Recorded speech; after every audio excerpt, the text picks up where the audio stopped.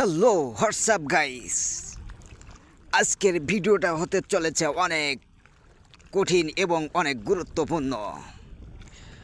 BDR এবং দিল্লির BSF Bangladesh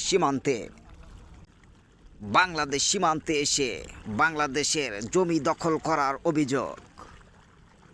হ্যাঁ, হ্যালো বিএসএফ, শোনো দিল্লি, সীমান্ত মানে কাঁটাতারের দাগ না, সীমান্ত মানে রক্তে আঁকা মানচিত্র।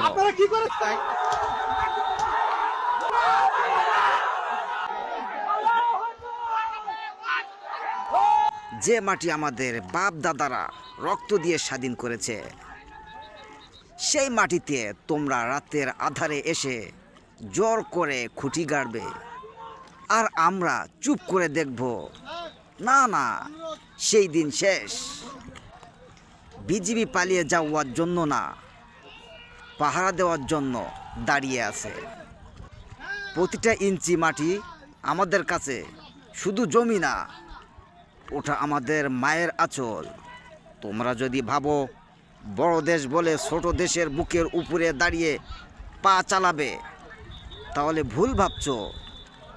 আমরা যুদ্ধ চাই না, কিন্তু যদি তোমরা জোর দখলের খেলায় নামো, তাহলে মনে রেখো, বাংলাদেশের প্রতিটা কৃষক, প্রতিটা ছাত্র, প্রতিটা সৈনিক জানে সীমান্ত মানে কি। কাঁটাতার দিয়ে শরীর আটকানো যায়, কিন্তু মন আটকানো যায় না।